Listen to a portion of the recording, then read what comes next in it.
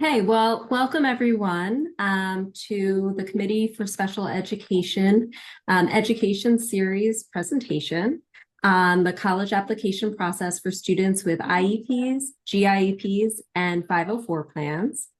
Um, just a quick introduction in case you're not familiar with the Committee for Special Education.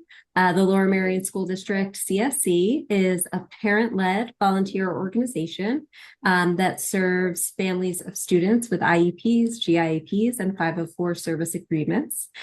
We have our website here if you would like to learn more. And as a quick note, our education series is organized by the LMSD Committee for Special Education. Again, we're a parent-led volunteer organization. We're lucky that Lower Merion School District staff and administrators often join and are welcome to attend as guests. However, they are not expected to participate in the presentation or discussion. And also just remember that the content shared during the session reflects the perspectives and experiences of parents and invited speakers. So now I'm very pleased to welcome our two guest speakers for today. We have Melanie Young.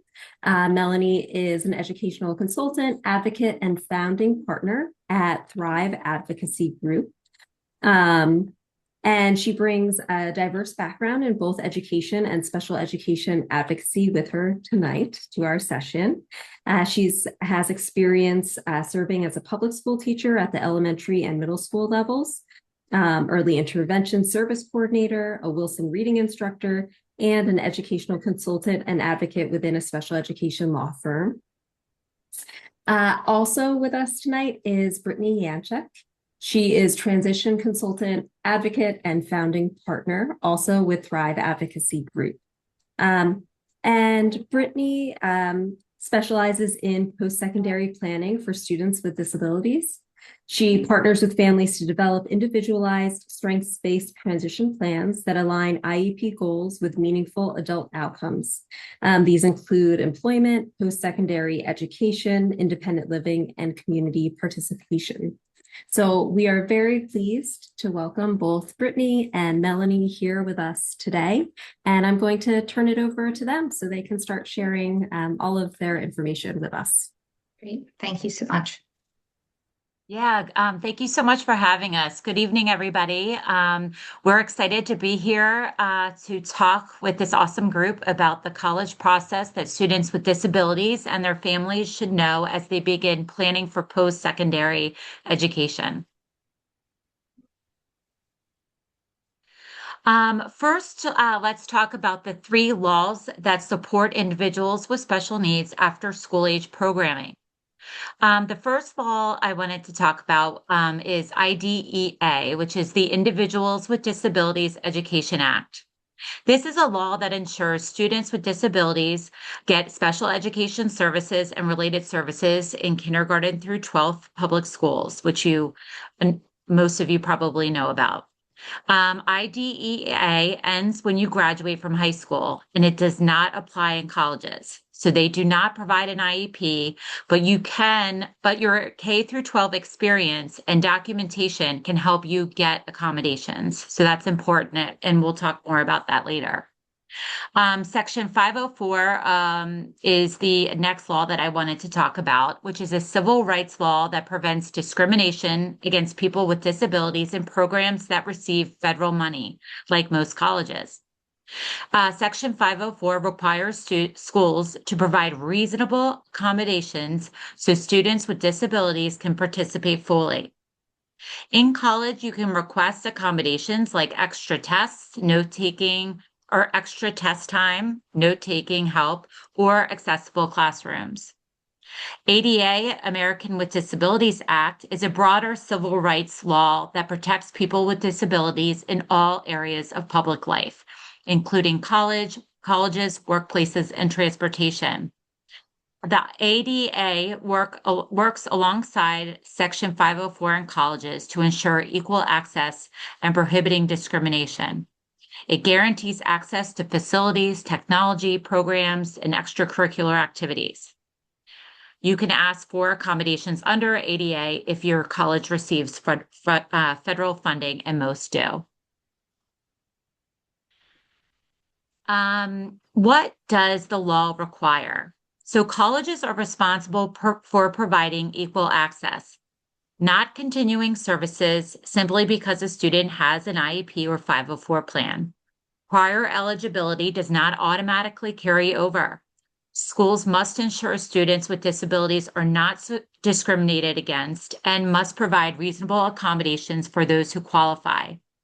This can include adjusting deadlines, modifying how coursework is delivered, ensuring fair testing that measures knowledge rather than the impact of the disability, offering auxiliary aids like note-taking support, captioning, or assistive technology.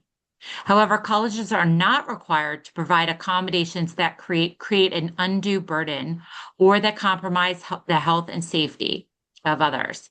The overall expectation is that colleges remove the barriers to learning, but they are not responsible for guaranteeing success. It's also important to understand that the difference between personal needs and academic access supports. Colleges are not responsible for items a person would typically use in everyday life, such as a personal computer, glasses, hearing aids, wheelchair, personal attendant, individually prescribed devices, or private tutoring outside of academic accommodations. In contrast, supports that directly help a student access classwork, such as extended time on test, reduced distraction testing environments, accessible materials, interpreters, screen reader softwares, may all be provided. A simple way to explain this is that if it's something needed for daily life, it's considered personal. And if it's needed to access instruction, it may be the college responsibility. So who gets accommodations? Well, you must have a documented disability. This can be a physical or mental condition that makes something in life harder, like walking, seeing, learning, or remembering. And you must be qualified. So you still need to meet the college's admission rules and be able to do the program's work. Colleges don't have to change what it takes to get in. Disability must substantially limit a major life activity, and this is determined by the college, not the high school. You can't be denied just because of your disability, but if you don't meet the program's requirements, like specific skills for a major, you can be denied just like any other student. I'm not sure what's happening with that slide. Oh, are you good, Britt? Yep, sorry. The other slide looks goofy, that's all. Okay. So we're going to talk a little bit about accommodations versus modifications. So accommodations do not change what a student learns or the standard that they must meet. So examples of that is, accommodations could be copies of notes, extended test time, audiobooks, speech to text, or use of a calculator. Colleges provide accommodations to level the playing field without lowering expectations of the college, coursework standards. And examples of modifications. So modifications change the learning expectations or standards. So examples of modifications are typically exemptions from assignments. For example, not giving a speech in a public speaking class, shortening of assignments, fewer math problems. Oftentimes we see, modifications that look like word banks, multiple choice, and it's really modifying the way that information is being given to the individual. So colleges do not modify courses, and students must meet the standard requirements. So they are offering, accommodations versus modifications. And we see a big difference there when we're helping students prepare for the college setting. So, just kind of talked about this already, but general accommodations, we typically see reduce course loads. So for example, if you're going to a college and a full-time course load is not going to work, you can ask for an accommodation to take less courses, early registration to make sure that you get the courses that are going to work for you, or even, preferred professors. Sometimes we find professors that really work for us. course substitution. So if somebody has to take, a foreign language, and maybe we have a disability in which that foreign language would become challenging because of our disability, sometimes we see course substitutions in areas like that, or physical education, alternative formatted test and materials, and then flexible attendance, especially for our students who struggle with their healthcare needs. So again, just kind of going into more detail, commonly approved accommodations are the ability to record class, the ability to receive notes. Sometimes that can be a challenge because we're relying on peers to receive notes. So if they're not great note takers, we might not get great notes from that class, which can create a challenge. Extended test time, breaks, text to speech, reduced distractions, use of a calculator when other students would not be able to. Commonly approved, accommodations that are not commonly approved are obviously the modifications, memory aids, exam question explanation, extended deadlines, and the ability to receive the professor's notes. Like I noted, those notes typically come from peers. Okay. And then many colleges do have housing options and supports for students with disabilities, such as on-campus housing, single rooms or a private dorm versus a shared room. And then we just want to note that ability for a desired living accommodation might need to be applied for early, because there could be a limited opportunity within those housing, depending on how they're built. So if somebody has a physical accommodation and they need something on the ground floor, or if they need a single room accommodation, obviously sometimes those go to maybe seniors versus freshmen. So we need to make sure that we're applying for those things early. And then some campuses do require an on-campus living, especially for freshmen. So that can also be a modification that's waived, so students can live off campus. And I think it's also important to point out that some of the colleges that do have disability programs on campus are now doing separate dorms for individuals with disabilities, especially for folks on the spectrum, where, sometimes the noise and the sensory issues can become a challenge for them to be able to access their environment and their materials. So some colleges are actually doing separate dorms for people that request that versus integrated dorms, because they find that the students were advocating for themselves to be able to have a different space. Great. Thanks, Britt. And so the next slide is talking about financial and employment assistance. So students with disability must have the same opportunity to receive financial aid, to receive scholarships, campus employment, internships, or work study opportunities.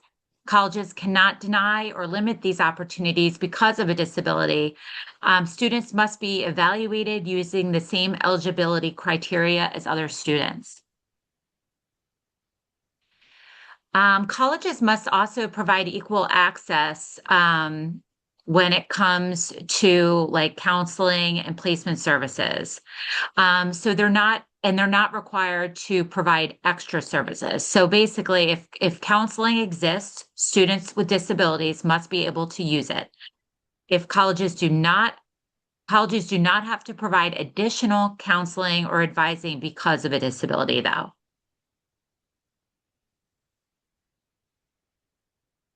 So social organizations, students with disabilities must have equal access to campus life, such as clubs and organizations, recreation and athletics, campus activities. Colleges cannot exclude students because of their disability, but students still must meet the same basic participation rules as everyone else.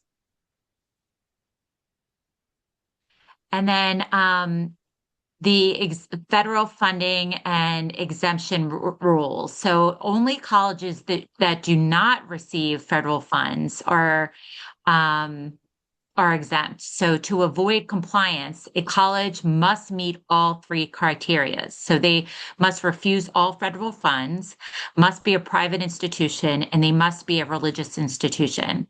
Even if exempt, though, a college may still choose to provide accommodations voluntarily.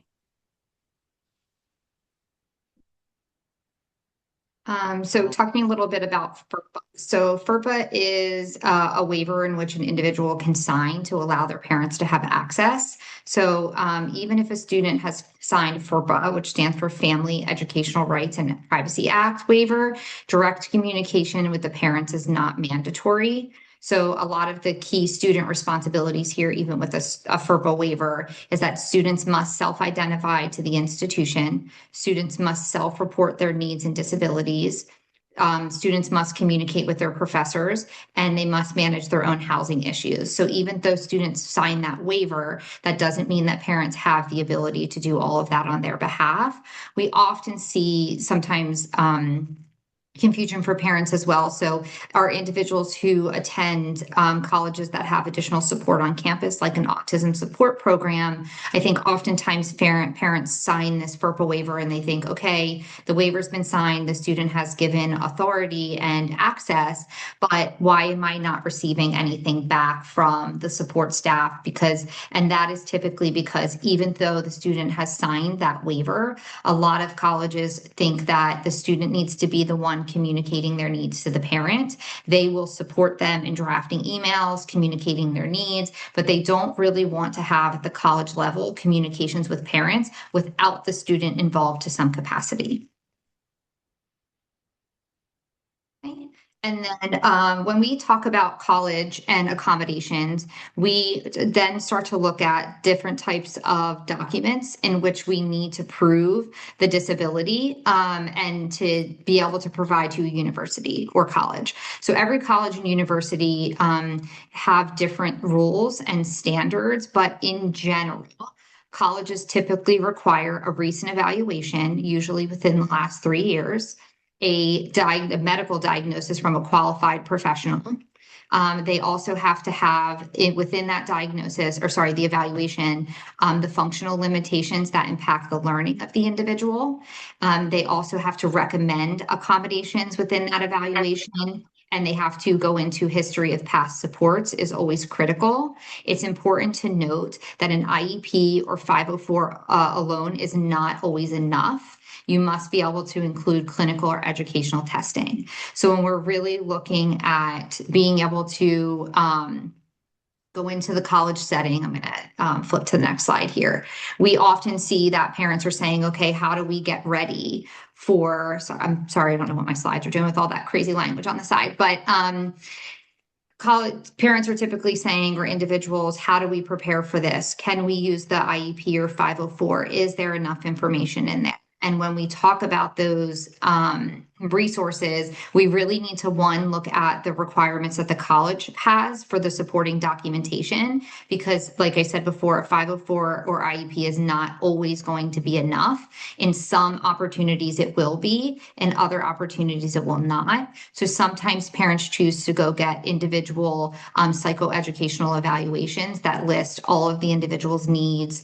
The history is there. The recommendations of the accommodations will be there as well, that then they could provide to the disability services office. So, here just some examples of psychoeducational evaluations or evaluations that might be acceptable when we're asking for accommodations. And again, that doesn't mean that 504 and IEPs are not going to work, but you really want to make sure that you understand the standard of the schools that you're applying for, especially when it comes to the disability services office.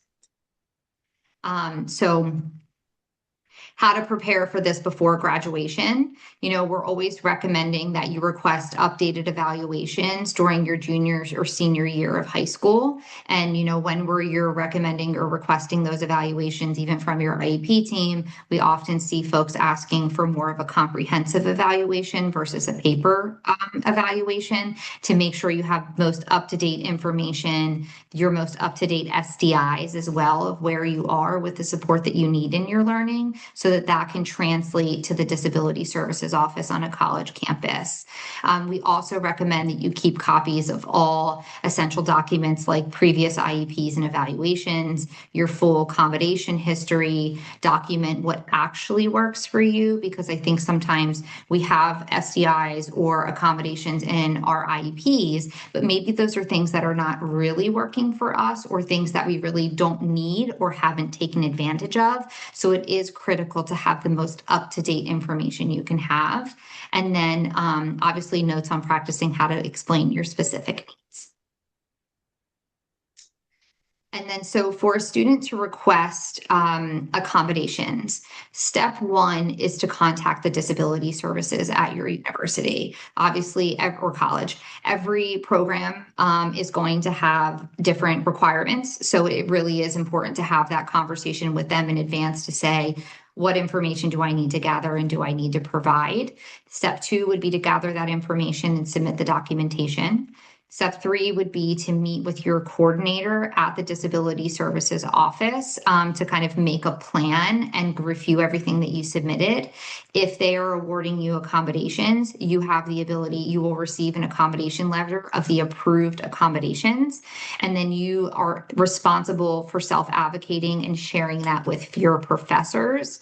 Something to note with sharing with your professors, that means that you have to share those accommodations in that letter with every professor that you will have through the course of your college career or your program career, whatever program you're in.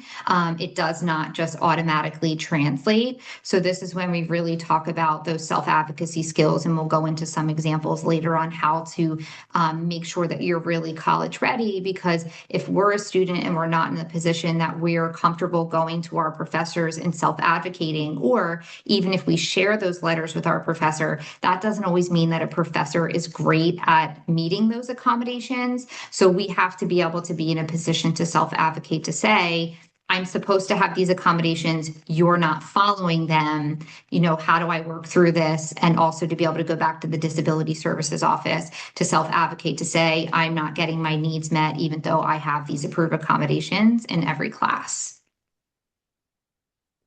Okay.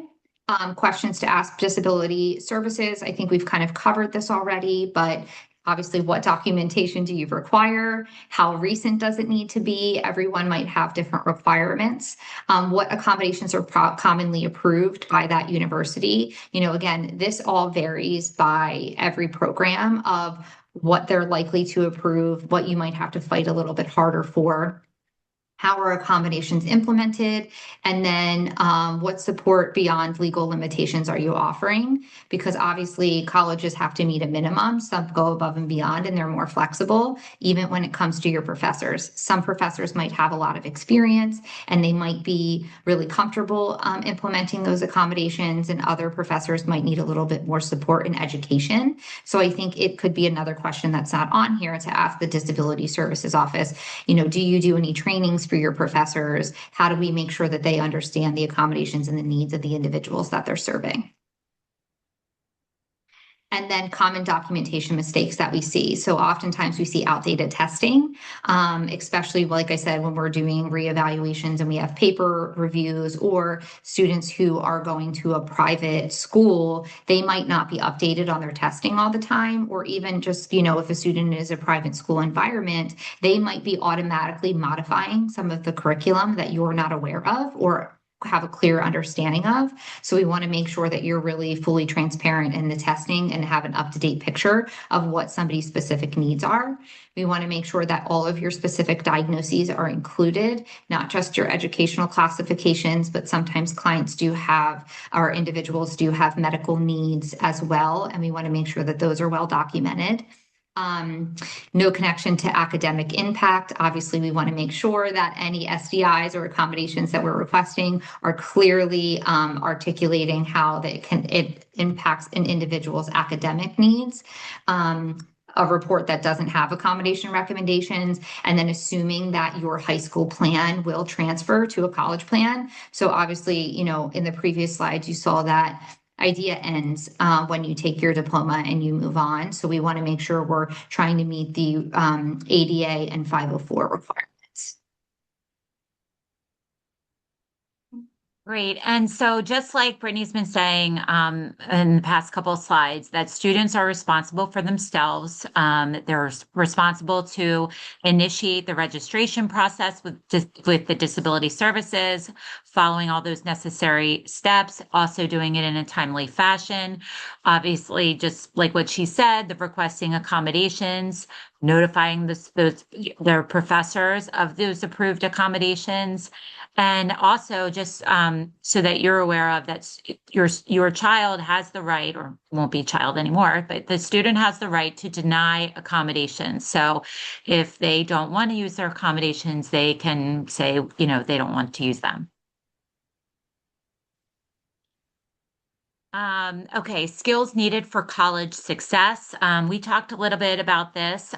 So we need to make sure that we show up, we stay on track, attending class on time, participating, keeping up with the workload, and making sure that it's not piling it up. We want our students to be taking initiatives. So if struggling, adjust their study habits, find a tutor, meet with professors.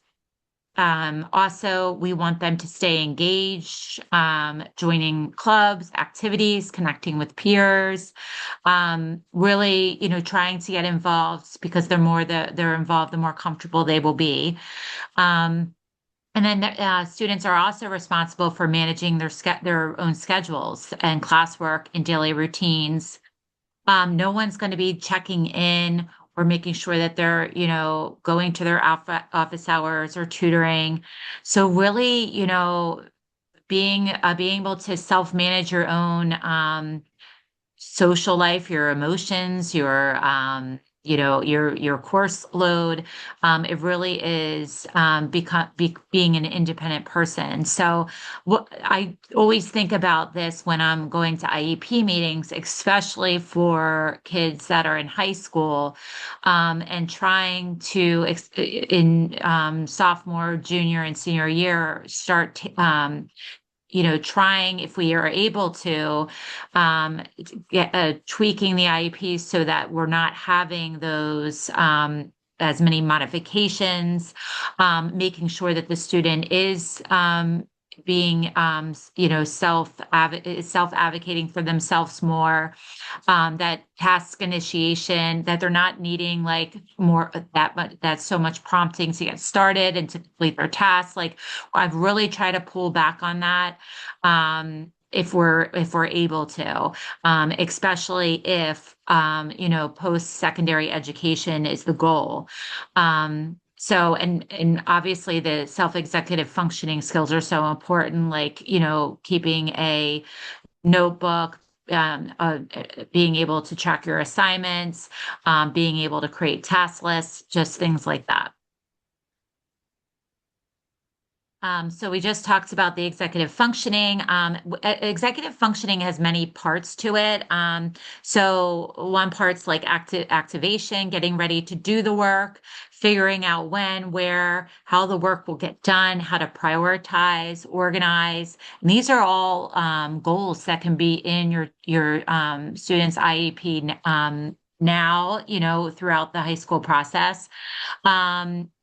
Also, obviously, focus, so that cognitive flexibility, shifting from one task to another. Students need to make sure that they have effort, that's continuous and can be sustained. That they're aware of when focus needs to shift gears. Have I been studying too long? Do I need to sleep? Is this the right time or environment for me?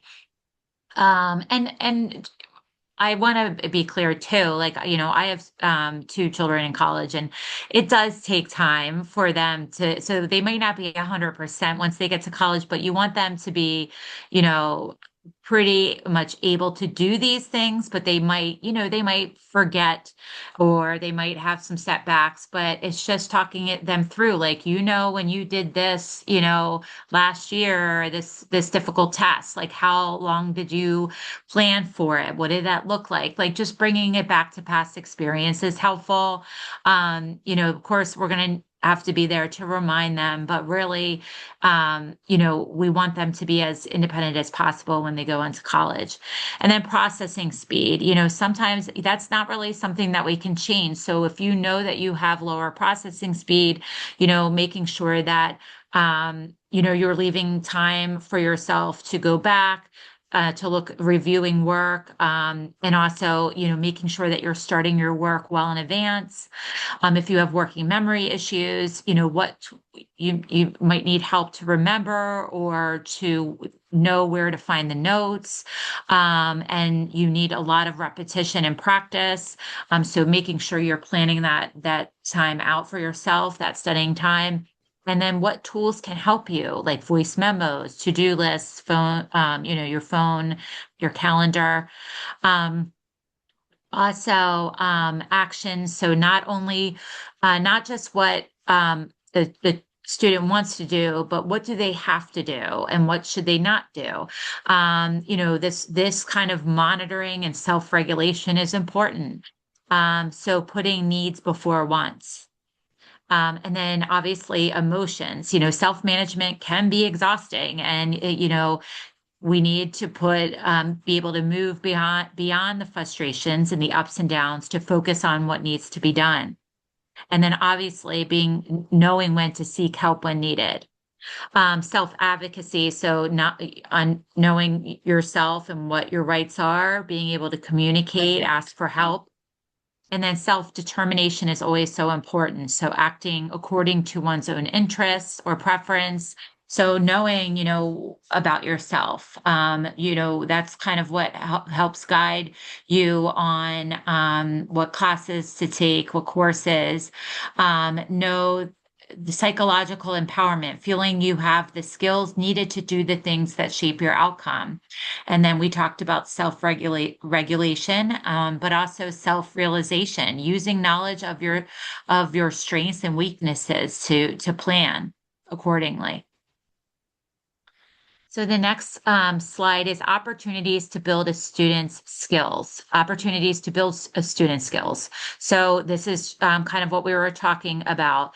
In the home, try to let students start doing your child start to do things for themselves. Like you can guide them in their practice, but I know sometimes it's easier just to do it yourself. And I totally get that as a mom.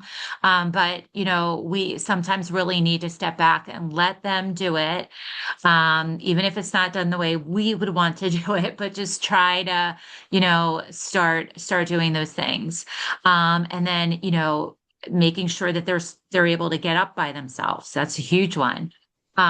Starting to learn how to do the laundry. Do they take their medicine on time? Do they remember to do that? Do they know how to make an appointment? Do they know how to pick up or order their medication at pharmacies? So all of those types of things are what you want to focus on, especially at the high school level. And can I add to that a little bit too? Sure. A question that I ask a lot of parents is, kind of we go through independent living skills and I say, how independent is your child in this area? And a parent will say, I've got it.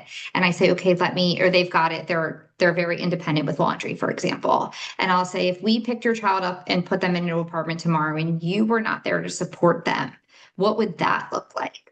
Because sometimes that changes the answer, because sometimes parents don't realize how often they're prompting their child.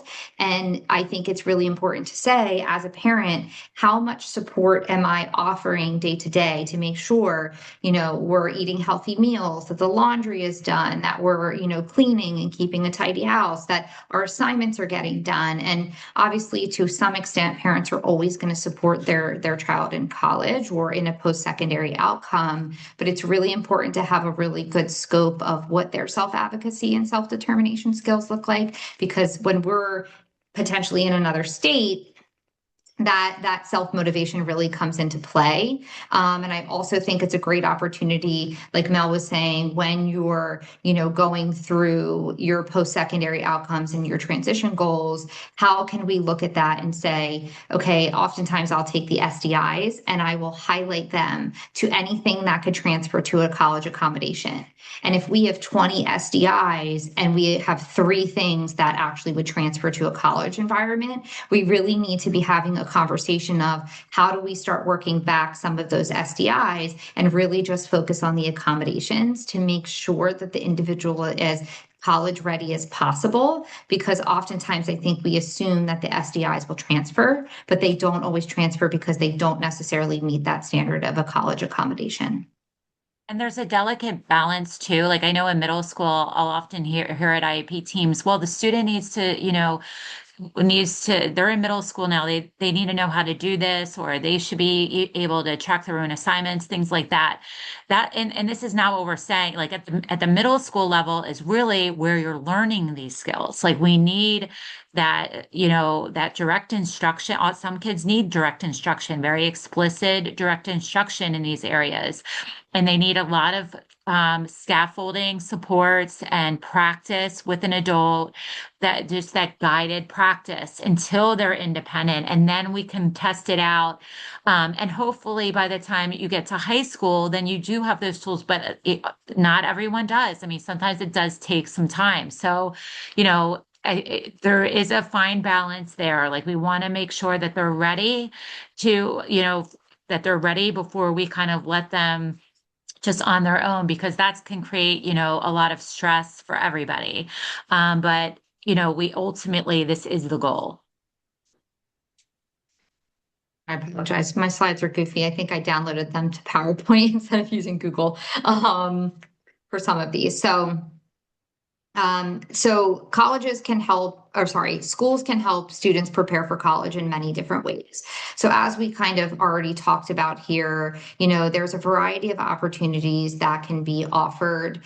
And I think for example, really looking at how are we taking exams, right? If those SDIs say we're getting a word bank, but in college we would not necessarily be using that, or if the class is taking a quiz of 20 and you're, down to 10 questions, we really want to start evaluating, are we college ready when we look at those things? We also want to, look at what are our study methods? How are we processing through reading assignments and reading comprehension? Because that's a really important skill, especially when we look at a college environment where you're kind of teaching yourself and the professor is trying to, help you understand how to implement what you've learned in your reading, versus in a school-based environment or a high school-based environment, right? They're doing the teachers are doing a lot of the obviously teaching, and it looks a little bit different. And then, figuring out study skills, note taking, and the technology piece is all something that we want to make sure is embedded in everyday conversations with the school-based team. And then what we wanted to do here is give some examples of IEP goals that can be implemented within your IEP team to get an individual prepared for a college-based setting.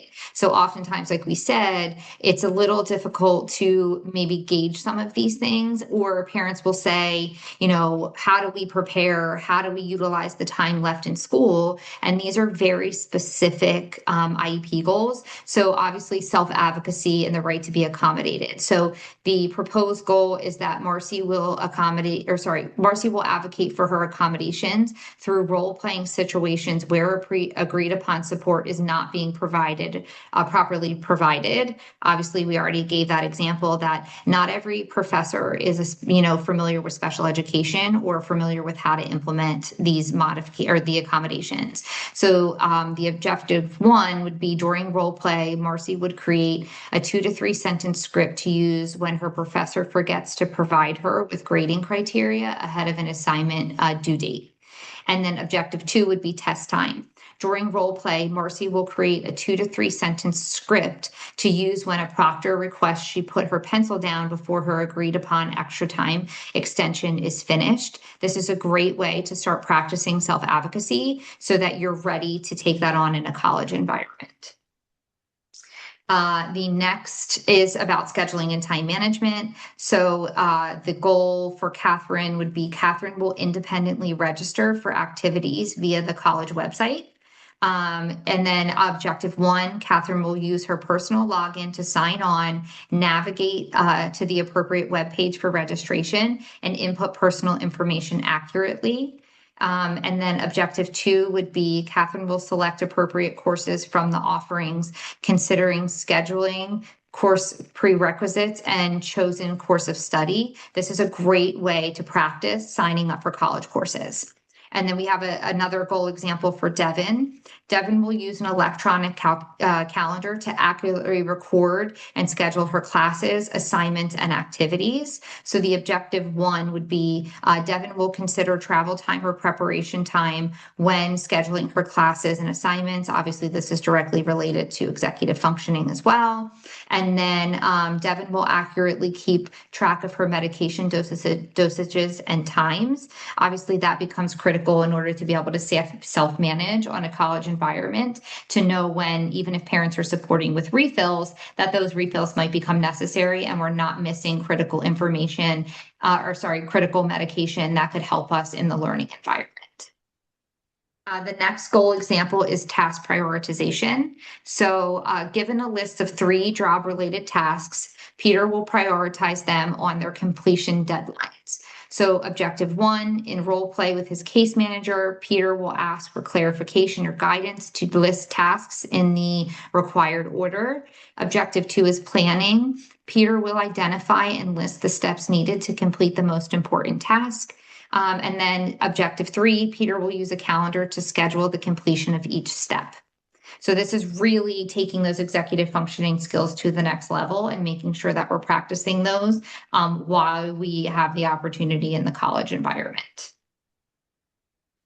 And then what to look for in a college when it comes to, support and those types of things. So it's recommended for students to first focus on the considerations that any other student does, such as location, cost, size, social environment, and supports and services provided to the entire student body, like tutoring or counseling. I think a question that sometimes comes up that could be asked is, when you're looking at counseling services, does a student, have the specific support that they need? Because oftentimes when we look at tutoring on a college campus, those are peers, just helping, and we have to have our assignments written and done when we're going to that. Is there anybody trained on the campus that could do, it's familiar with special education, to make sure that we're supporting individuals with different needs?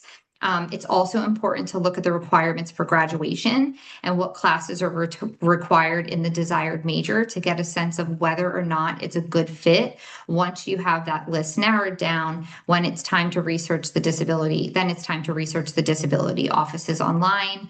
You want to determine what staff they have in the disability support office and how the office is set up. What is the process like in getting your students set up with Disability Services Office, and what documentation is required? We've already kind of covered some of that. And then some colleges will list accommodations they offer on their website. So you might be able to tell from the school's website whether or not they offer extra services that go beyond the minimum that the law requires of them. If you do not find good answers to these questions, it's a good idea to call the Disability Support Office to get more information.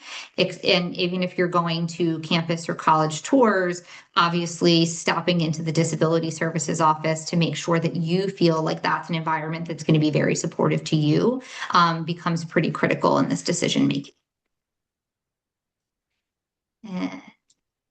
So how much support? So, we've kind of gone through this a couple times, but what we want to really note here is that schools vary widely on the support that they offer to individuals and students. So it's very important to understand your needs as an individual and what type of support would be most appropriate for you on campus. So level 1 support, we would look at it as a minimum required that's mandated by law.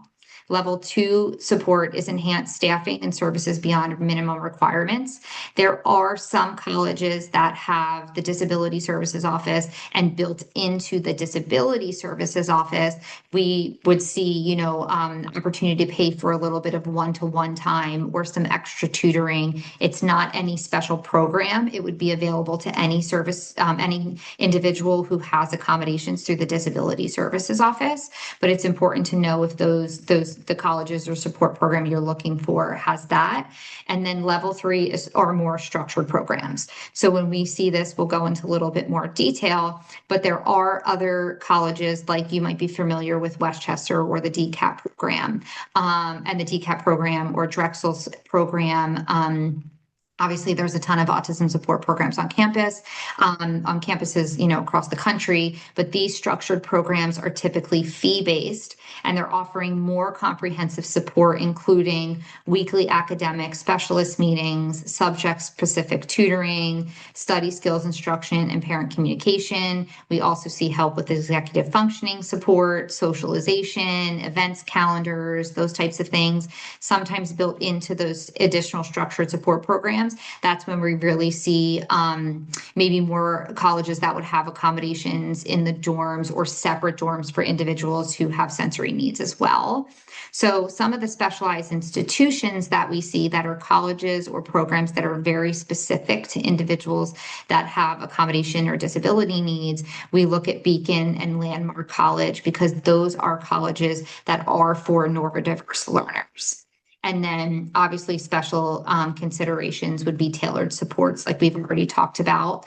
And then obviously the off-campus support and the community can be very critical to individual success as well. So is the environment that the college is going to be in?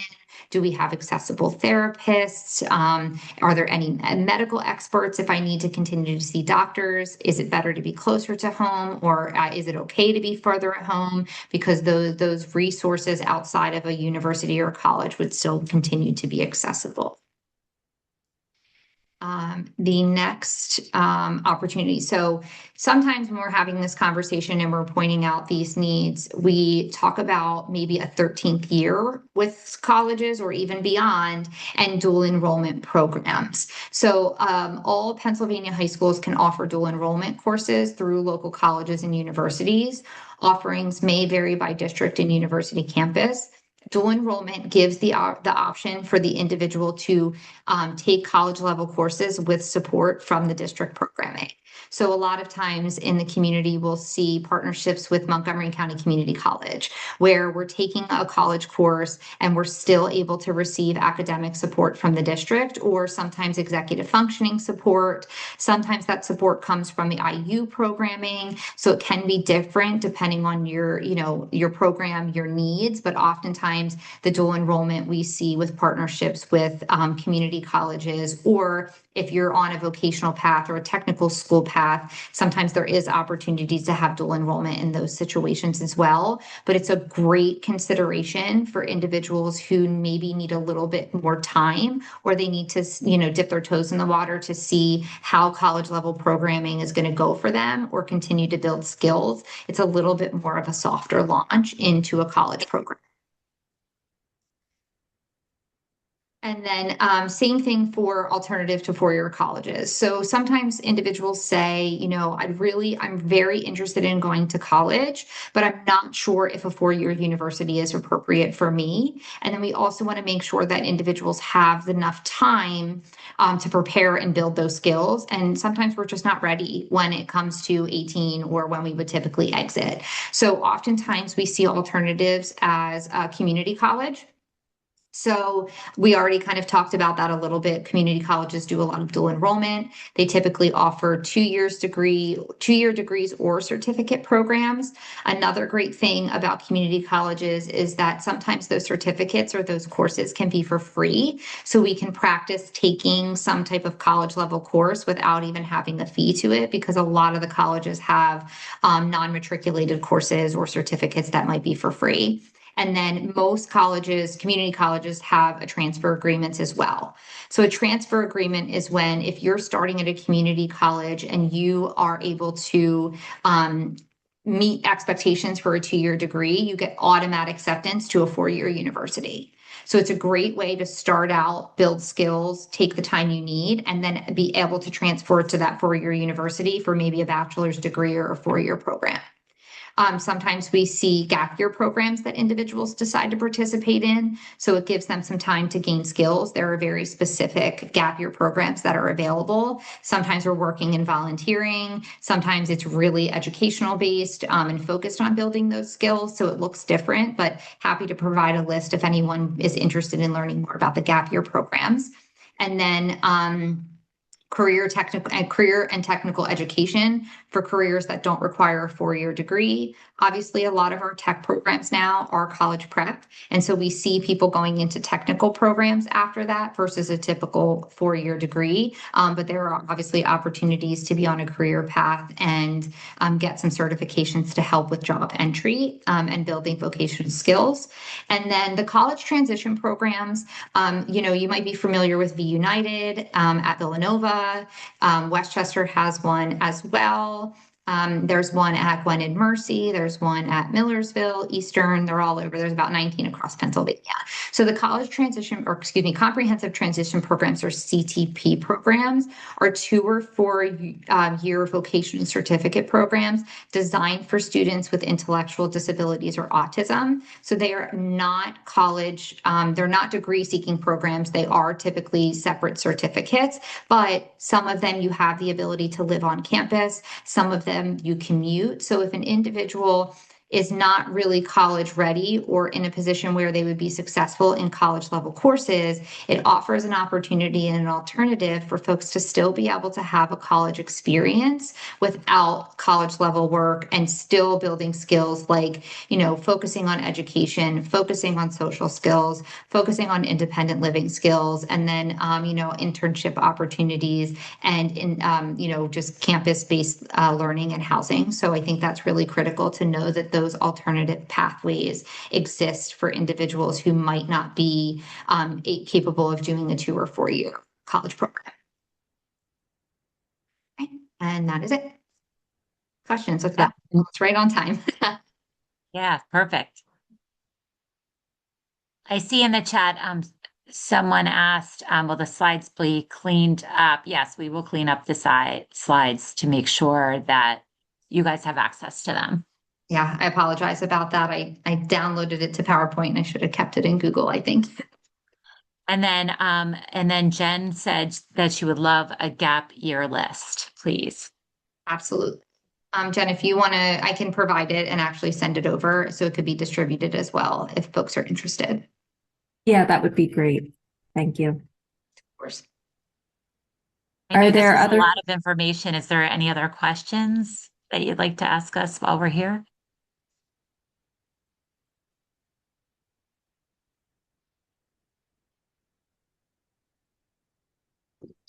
No. Hi, this is Jenny. I just want to say this was so incredibly helpful and well done. Thank you for all this information. Oh, good. Thanks, Jenny. I recognize your name. I miss seeing your face. What path do you usually see students who are twice exceptional take? That's a good question. I mean, I think it varies, but if they're twice exceptional, I guess it really depends, right? On those skills that we talked about with the executive functioning skills, the advocacy skills, things like that. But it's a process. You can stay at it in the district until you're 22, until you turn 22. So, I mean, there's time to work on these things. And then your child might want to go to a 2-year college and then transfer on. I guess it just depends. Brittany is really great, and we try to figure out what is the end goal and then plan backwards. And that is how we try to best set up our clients. And it says, how do supports for college transfer for gifted students? Are there like advanced opportunities that we can request? So that's a really good, that's a really good question. I'm not sure about that, but we could definitely look into that more and let you know. Brittany, do you know about any of the gifted opportunities there might be in college? I mean, we know that there are obviously in high school, but I'm not sure if that's something that's provided at a college level. I'm sure there's opportunities for, enrichment opportunities and things like that. But I'm not quite sure. Brittany, do you know? I don't know specifics, and we're happy to, Angelica, if you want to email us, look into that for you a little bit further. What I would say is obviously if students are, sometimes the dual enrollment programs, I don't even want to say specifically dual enrollment, but your AP classes, right? Some clients are, individuals are earning college credits while they're still in high school. Obviously, you want to make sure that those credits are going to transfer because we don't want them to have to repeat any courses. So, that might be a little bit of, starting out in a little bit of a different position than other students. And then advanced opportunities, I would say you really want to look into social opportunities, clubs, different things like that. And then we could get any specific other information for you around that as well if you want to reach out. That's a good point. I mean, getting involved. I mean, there's so much opportunity and, so many of these campuses that, that you could be challenged in whatever way you need to be. Oh, that's right. And of course, there's the honors college. Yes. Some students do get into the honors college as well. And I'm sure that they also provide, different, opportunities for those students who get into that, college. Can There the was students another. who super senior years participate in dual enrollment? That's typical. So oftentimes we see if individuals are going, so AP classes, dual enrollment is different than dual enrollment when you're taking courses through Montgomery County Community College or whatever it might be. So what we can see is, a lot of times students will say, okay, I'm going to take one college course and still be enrolled in the high school to see how it goes and what kind of support and executive functioning. Maybe we're still participating in social supports as well, or, speech therapy, OTPT, if individuals have communication needs. So we do see oftentimes super seniors or 13th year students participate in dual enrollment. I would say for the students that I work with, that is the most common. Sometimes we do see people in a 14th year do dual enrollment because maybe in our 13th year, we're still working on being college ready. Even if we're college capable, we might not have all the skills we need to transfer to a college environment or to be able to do a college level coursework. So I think it looks different. And that is really a conversation with the transition folks and the IEP team to say, what is the right pathway for this individual and what opportunities exist to make sure that they are as ready to transfer to college as possible. Can you please explain again the concept of notes from classmates as an accommodation? How would these be asked for and provided? Is it a peer-to-peer request or through the disability office? So you would have an approved accommodation for note-taking from a classmate. Sometimes there's a scribe or things like that, but it is up to the disability services potentially to help the students identify the peer that would be taking and providing notes. Once you have that assigned peer, that peer takes notes during class and then provides them to the individual with the accommodation. And again, if you have a person who volunteers and they're not a great note taker, that can definitely create challenges. And another accommodation that you could potentially request or see if it would be a good fit for the individual is more of like a scribe or audio recording so they can go back and listen. So that way they can listen to the professor's notes versus professor's lecture versus relying on a peer's notes, especially if that peer doesn't take notes in a way that works for the individual with the accommodation.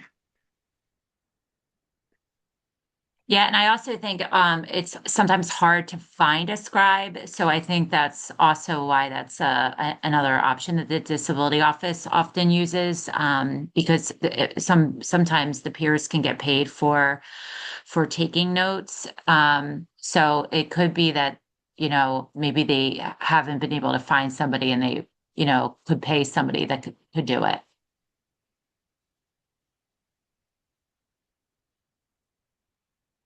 Well, thank you both so much. This was wonderful. You provided lots of very, very helpful information. It was a wonderful presentation.